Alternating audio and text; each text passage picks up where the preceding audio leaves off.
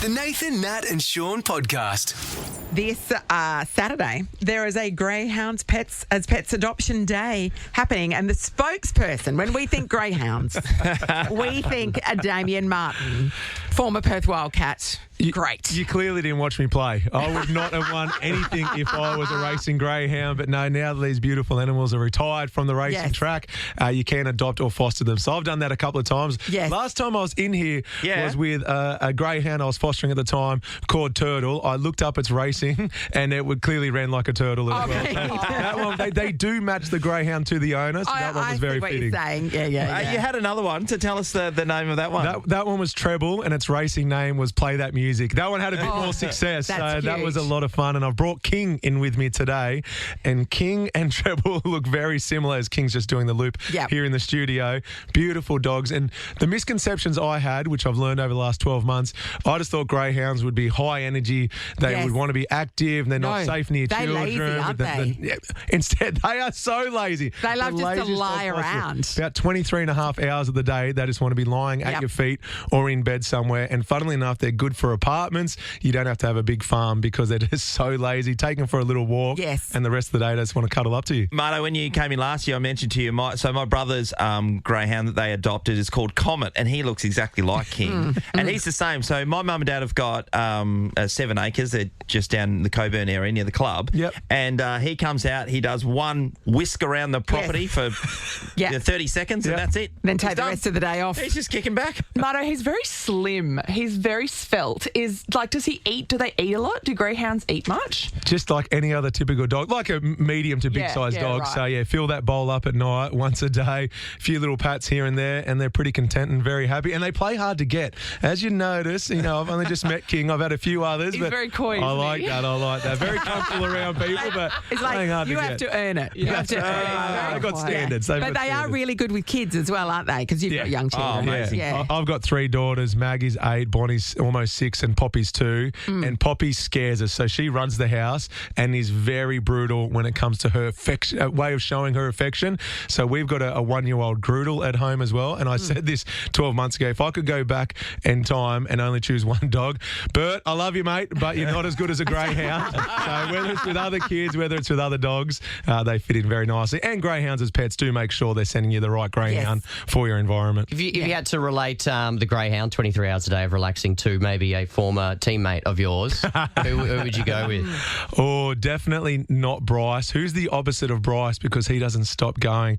Oh, Jesse's almost 40. I'm pretty sure when Jesse gets home after training, the feet get put up, he relaxes, and he calls it a day. So, Jesse Wagstaff is the equivalent of a greyhound. These are retired greyhounds, and Jesse shows no sign of retiring. I love it. I see him every single morning at school drop-off. Yes. And about 3 years ago, I actually bought him a retirement present thinking, this is it. The coach isn't playing anymore. Possibly go on again. I ended up drinking that present later in the season because I figured he's probably going to go around again. And the last 2 years, look at the last match where unfortunately they lost to Melbourne, Game 3, decide of the semi-finals. He hits a clutch 3. Coach is riding him in the back end of the fourth quarter because the trust he has in his veteran. And I thought of all the years in the most recent 2 or 3 seasons where he had to make the decision, do I go on or retire? This had to have been the easiest one. Keep going, mate. Keep going. I agree with that. It was a massive shot. 1.8 seconds left in the game. It was and knocked it down. As we say now, Josh Giddy-esque.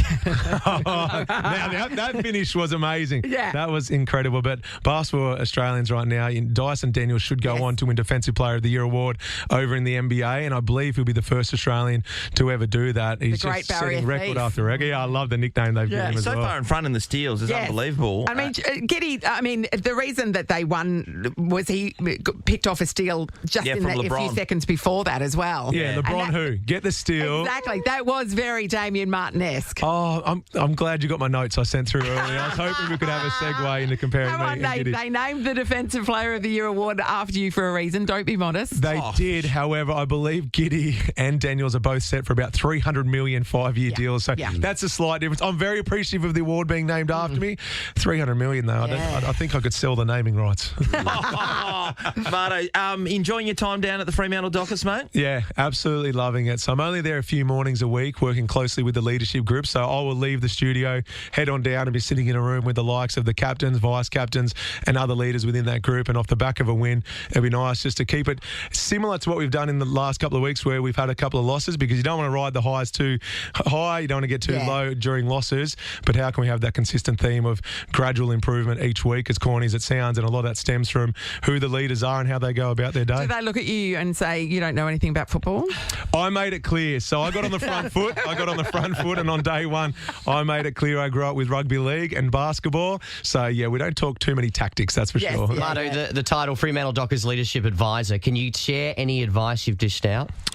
Oh, no. Leading by example is paramount. You know, you can talk about leadership however you like, but if people don't want to play alongside you or for you based on who you are on a daily basis with consistency in your approach to training, then it doesn't matter what you articulate or say to them. So it's all about showing up every single day, trying to be level-headed, but then in the right moments, making sure you're getting the best out of your teammates, some accountability, but also praising the good things. People think leadership is just being that hard person to say, that's not good enough. Yeah. To be honest, that's the minority of it if you get the other things right, and there's way more good than bad, and so far I can say that's the case down in Freo. That's excellent. I feel inspired. I'm ready to do this. A lot of people don't know a lot about Alex Pearce, and that's one person. He inspires me the way he goes about his life. I get to sit next to him, and at times I've got to remember I'm the 40-year-old who's supposed to be guiding these youngsters, because at times I'm like you going, mate, I'll run through a brick wall for you. And, you know, even the address after the game, they've won the game, and who he is as a person is always putting others fabulous first. hair. And glorious hair. Amazing. I'm going grey and he's just getting healthier.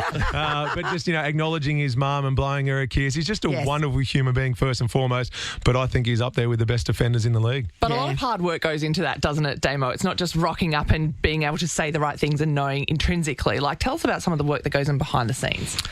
We get there and we just talk about, you know, the week, anything that's popped up, any thoughts, any goals that we've got, you know, is any issues we need to address. Touch wood, we haven't had anything like that so far, but it's just having that consistent approach of who are you checking in on, who are you helping getting better in this previous week. And when it comes to football, how is your communication with Justin? How is your communication with the GM, Joe Bridie? And they come in at the back end of the meeting and it's wonderful. We just get to speak openly about all things life and footy, and they've been receptive to that. So it's just them speaking their mind, but then on the flip side also remembering, hey, it's about footy first and foremost. Yeah, they've got their own job. They have to go out there and perform themselves as well. Is this a new role, or did they have somebody doing this before you? They had Bob Murphy last year, but because he actually knows a bit about footy, he was full-time and did some stuff on the field as well. So, no, there was a leadership role there last year with Bob feeling that. Well, they've been trying to get you for a couple of years. I know that.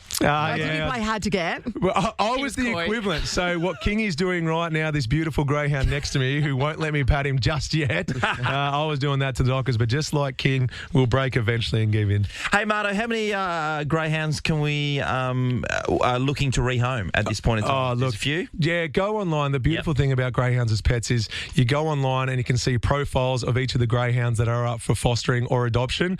And with the adoption day coming up, so the whole month is greyhounds as pets, is the adoption month. But this Saturday in particular, go on, register, tell us a little bit about yourself so that we can potentially have some greyhounds lined up who we think will tick some boxes. It's essentially like a speed dating exercise, isn't it? You can swipe left or right and then come on down if there's a match. The idea is to match them to the right family, because, you know, they're not just all the same. Like, dogs have different temperaments and things. So you're looking at finding the right match for a family. And we're way better at it than the people on maths. So we will get it right. We are good to go. Yeah, the experts and there. so where's it happening? Come on down to Southern River. So it's on Fernley Road. And come on down. It's a nice drive. There's plenty of greyhounds you can meet. Spend the day down there with us. And please register ahead of time, because that way we can have a few lined up. But if you haven't registered, you're still more than welcome to come down and meet these incredible animals. And if you're just weighing up getting a dog in your household and haven't given greyhounds a thought, trust me, they'll blow your mind away with how different you don't they have to potentially are. go down and bring one home with you. Like it is, if it's the first time meeting this breed, it's just you can go down and see what they're all about and find out how beautiful they are. They're so calm. That's what's extraordinary they to are. me. They're just very chill dogs. Yeah. Oh, I'm looking at King right now, and it looks like King wants to get out of it. Does not like the radio whatsoever. Waiting for King the next let me pat soundtrack. him. No, I'm just saying. find the right King and I side. got along famously. You know, I want to know how many fosters accidentally then just end up at the home, because you've had a few Foster fosters. fails. How do you not just keep them for yourself? Oh, it's the hardest day when you hand them back. So typically they don't want you having more than about 4 weeks because of the attachment you start to grow between your children, you, the greyhound, other pets. So that 4-week mark, we send the kids to school. And then when they get back, hey, girls, just so you know. No, we let them give their kisses and cuddles. Yeah. They know what's going on. They're grateful that we get to have 4 weeks with them in our lives. And that means you can get another one. Yeah. basically. Oh, they're just counting down the days. Yeah. So we've got Easter holidays coming up with a few commitments. And then after that, we've got Mara Coombs in here from Greyhounds as Pets. She'll be getting a call saying, okay, who's next? Yeah, that's great. Yeah, Mara and I met many years ago. Mara, do you want to jump on that mic and tell everybody what happened? So Mara and I met. She said, I met you once before. This is years ago down at Burke Drive, which is in Adderall, which is a big dog walking place. Mara? I had a less obedient dog at the time, and he didn't want to come home. And, so we tried to wrestle him back. We tried to team up to try and catch this dog, and he was being so naughty. And he had a ball, didn't he, that he didn't want to give up? I think? He knew that if you dropped the ball and let me have it, it'd be time to get in the car. Yeah, And so he wasn't not on giving it board. up. And there was about, 7 or 8 of us all trying to catch this dog.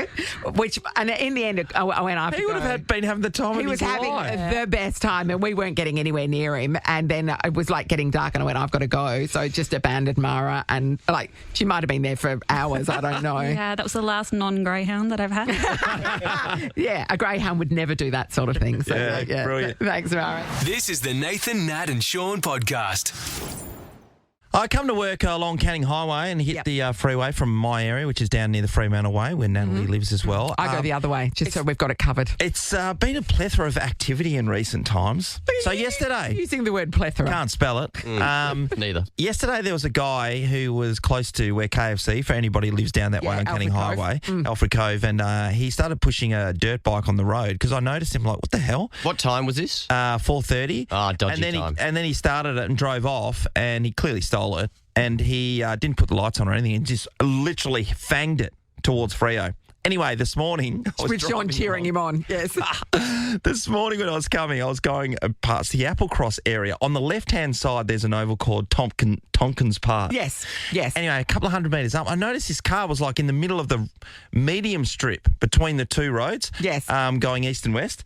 And I stopped and pulled over to the side, and this Toyota Tundra, massive So that's four-wheel a drive. big four-wheel drive ute thing, Yeah, isn't it? they're new into the country. Yeah. And this guy has tried to do a U-turn on the medium strip. So instead of waiting till there's a break, which there is not that far away, No. he just thought, I'll just go here. Yeah, I'll just go here. What could go wrong? I'm driving this amazing four-wheel drive ute. Mate, you can drive through anything, Nat.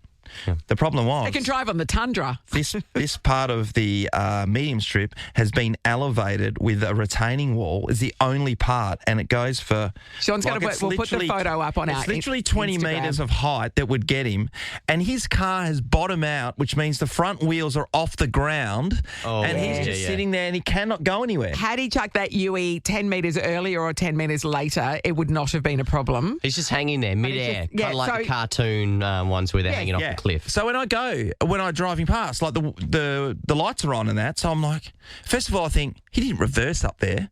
No. I go, no, he's come from the other chucking a way. Yui. He's chucking a Yui. The lights are on, right? So I yell out and see if he's okay, and then at that Hero to the stage, people. I'll get nothing back from him, and then he just put his hazard lights on, so I knew he was fine. So then you took a photo. Absolutely. Because who's going to believe that? Check out the Nathan Nat and Shaun Instagram page. It's going to be up there. Oh yeah, you got to check it out because you It's can very see funny. you can see if you can see that he could have chucked a Yui Anywhere anywhere else. before then and just driven and turned around Yes. and off he went. And if you look He closely, he you can chose the wrong spot. You can see Sean not helping in the Yes. You get too that busy real to take a sense of it, photo. don't you? He asked him, do you need any help? And he didn't say anything. So what? Well, he put the hazards on then, so I thought, he's got it. embarrassed. He's got it covered. How embarrassing. Yeah. Now he's going to have to get a tow truck to be Yeah. able to lift the front end up, Yes. just drag it possibly 5 metres and then drive off. Man. That's embarrassing. That's terrible. I mean, chucking a Yui, she can be perilous, as it turns out. Nat, when you were in Melbourne chucking Uis, did you do those hook turns over there? It Ever took get me- caught? No, but it took me a long time to figure out the hook turn. For a while, I just didn't do them. So if there was an intersection that required me to do a hook turn, I would just drive through it until I could find one where I didn't have to do one. Yeah. So that's the art of turning right from end the up left-hand 3 lane. suburbs down just to be I able to know. turn I did. around. I spent a lot of driving around before I finally mastered it. But the first time you do one, it goes against everything. That every instinct, you feel like you're going to get cleaned up at any moment. But it's to do with the trams. That's what happened. Yeah. But they're not at every intersection. So just in the middle of the city. But very confusing. Mel's in Abbey Hill. Hi, Mel. Hi, how you going? Morning. Hey, Mel. Okay, what happened when you tried to chuck a Yui, Mel? Well, actually, it wasn't me, but I saw a lady outside the bottle shop in Coolbellup on Christmas week Yeah. do a U-turn, and instead of ending up across the island, she ended up along the island with all wheels off the ground. Like she's grinding, a car grinding it. Well, she was wedged on a big rock because I went back the next day to still there and saw this massive rock in the middle and went, oh, my God, no wonder she couldn't get up. But she didn't realise her wheels were off the ground. She got out, walked around the car, looked at it, couldn't see anything, got back in and tried to go again. She did that twice. And I just thought, while I was sneaky trying to take a photo like Sean, Yes. but I couldn't zoom in far enough to get that the wheels were off the ground, so I was a bit disappointed with my photo. It wasn't Instagram worthy. It's a shame. And the next day when I went back, I saw this massive rock there, no car, but thought, Yes. oh, Oh, that's what's got her. Yeah, the rock explains it all, doesn't it? So she gets back in the car and she's just like, why is this not going anywhere?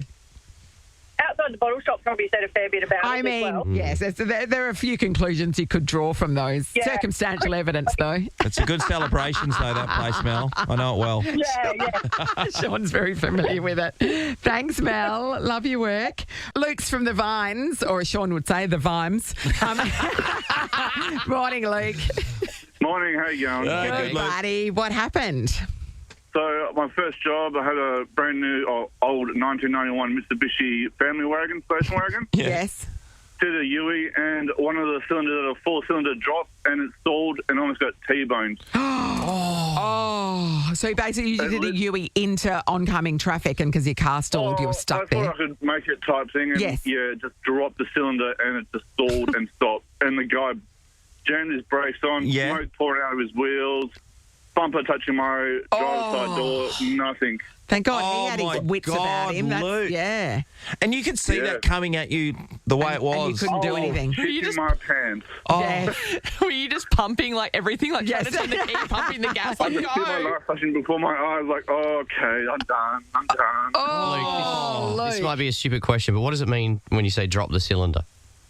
It was an old car, a four-cylinder, went down to a three-cylinder car, and it couldn't Yeah, so no do power. anything. No power. Okay. Yeah. Yeah, I knew that. Yep. Ross the car guy. Yeah, it's me. Good on you, Luke. We're glad you survived. Thanks, mate. Levine, hello.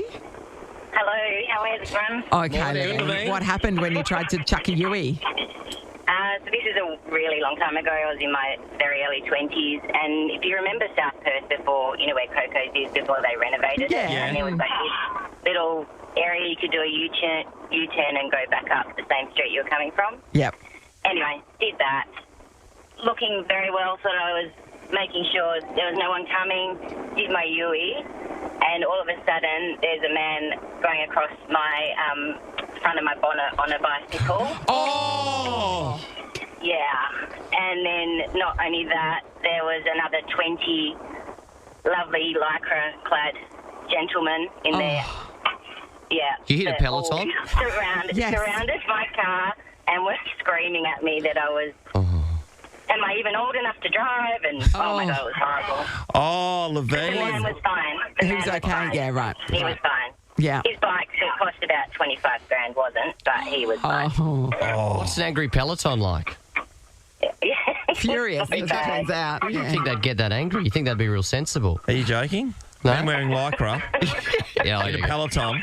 They're ready to fight anyone. Yeah. Oh, we're glad you survived that and that he did too. That's rough. Absolutely. This is the Nathan, Nat and Shaun podcast. The 100 with Andy Lee is back on our screens tomorrow night at 7:30 on Channel 9 and 9 Now. Any excuse to catch up with this guy, Andy Lee. Hello. Hello, guys. How are you? Morning. We're wonderful, Andy. Hey, Andy, how much time have you got with us? Because I've got that many questions to ask you about your life at the moment. Mostly about your pub, obviously. No, I was going to ask him also about Carlton. Dim Sims. House We renovations. can talk about. What do you want to focus on? Carlton? Probably the 100 coming back. Definitely not Carlton. Dim Sims is good. Yes, they're Sims available are great. at Coles. Yeah. Premium dim sim range, which I thought could have been an oxymoron. You're trying to challenge that. A premium dim sim. That's exactly right. So you got premium dim sims and the 100's gone prime time. I'm sensing a theme here, Andy. Yeah. Moving up in the world, except Carlton are going the opposite direction. So, I'll avoid Can't all have questions everything. about that. Yeah, but doesn't that balance everything out? That not just balancing keeps out. the earth spinning, you know? I think you're probably right. And Andy, just to quickly clarify, it's dimmies and tinnies, which is your dim sim range, which you can get where? Coles. Coles, there we go. You got to be careful when you say dimmies and tinnies, because if you say tinnies, Oh, Yes, that was a which is a concern, whole was new it? franchise that I think probably might sell better. That's where the money is, Andy. Come on. Andy, why the dim sims? Yeah. It's during COVID. Yeah. We were on a Zoom with a few mates having beers, and we had a joke that we should make a premium dim sim. We just didn't think it would take 4.5 years to do it. So one of my mates is a world-class chef from New York. We flew him out and we tried to start making them. But they were harder to get right than we thought. But, yeah, eventually we got them right. And then we did some pop-ups because the minimum run was 12,000. Oh! What?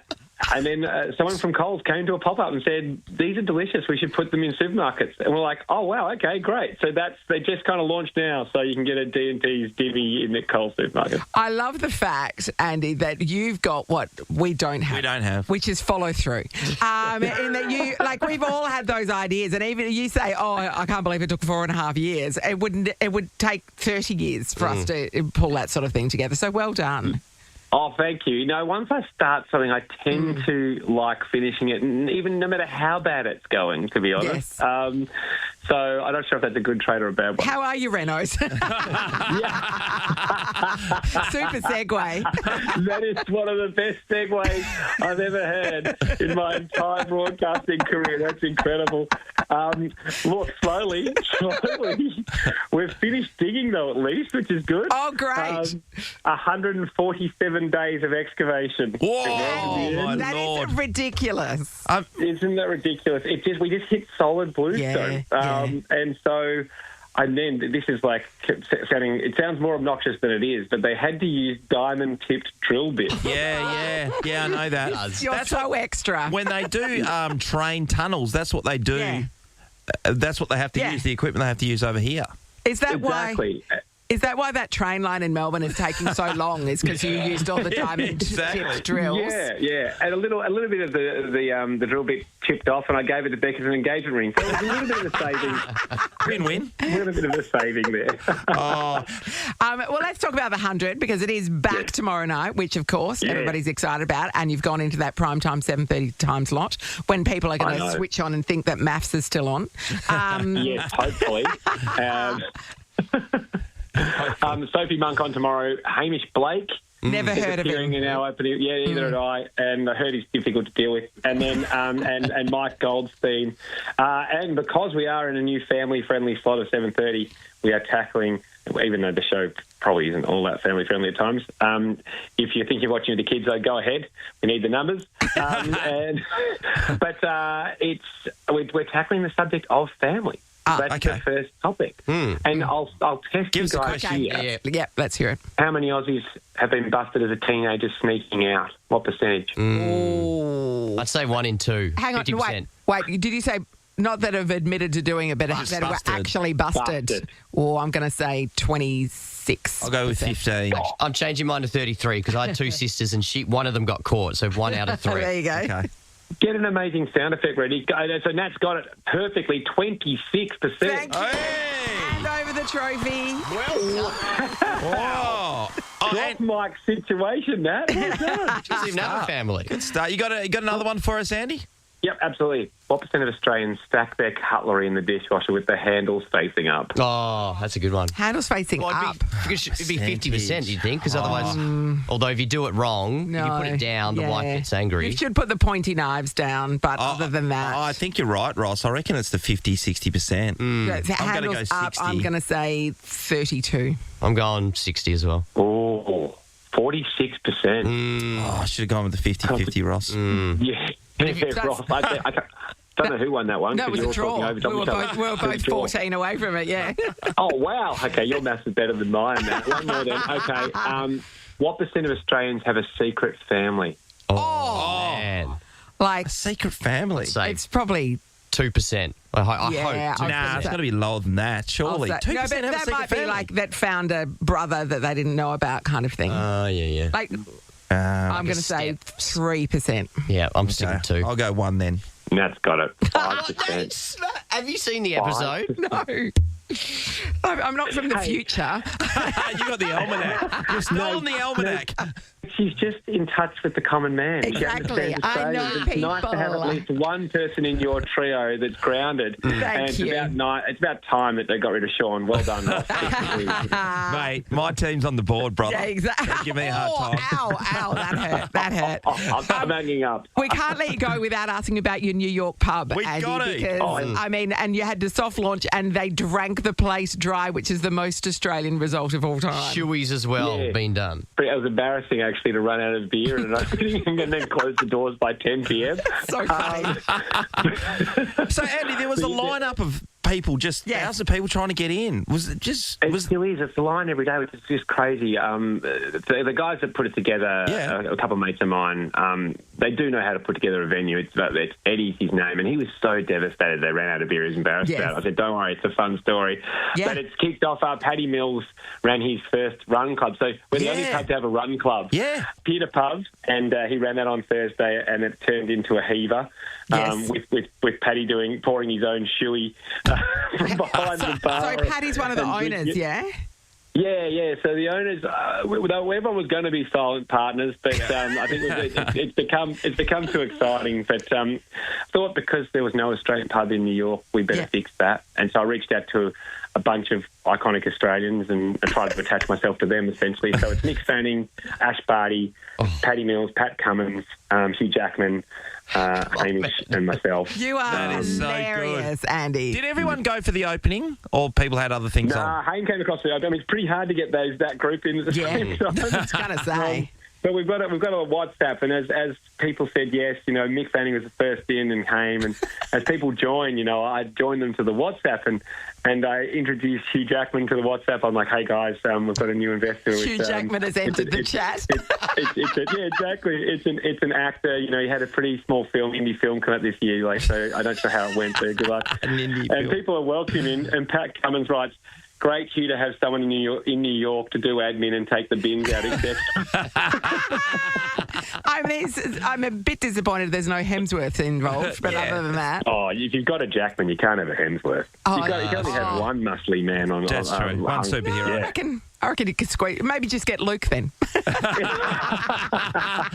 Hey, Andy, how many people turned up for Run Club? I'd imagine that would have been going off. Yeah, it was huge. Hundreds and hundreds. It's been great. So if anyone is going to New York or you've got friends there, send them down to Old Mates. Yeah, 170 John Street. Yeah, it's down near the Wall Street end of New York, isn't it? Yeah. It's just underneath Brooklyn Beach, below Chinatown and kind of alongside Financial District. Near the pier. Yeah, right. Hey, Andy, I hope it's a great success. When I first finished footy, there was me and a couple of guys who we got involved in a pub in San Francisco. Anyway, went broke. It was called Bondi Lifesavers. Oh, that's great. I thought, I'm buying into this. This is it. Yeah. Anyway, no good. Yeah. Oh, well, we've started strong, but I look forward to us sharing war stories in a few years' time. We'll see how it goes. Yeah, exactly. Love it too. Love your work, Andy. So, cheers, guys. The 100, check it out tomorrow night, 7:30 on Channel 9. Dim Sims from Coles. Yeah. Just drive past his renovation in Melbourne. Old Mates in New York. Old Mates in New York. A lot to plug. Good on you. Thanks, mate. Thanks, legend. Nathan, Nat and Sean is a Nova podcast. For more great comedy shows like this, head to novapodcasts.com.au. Nova.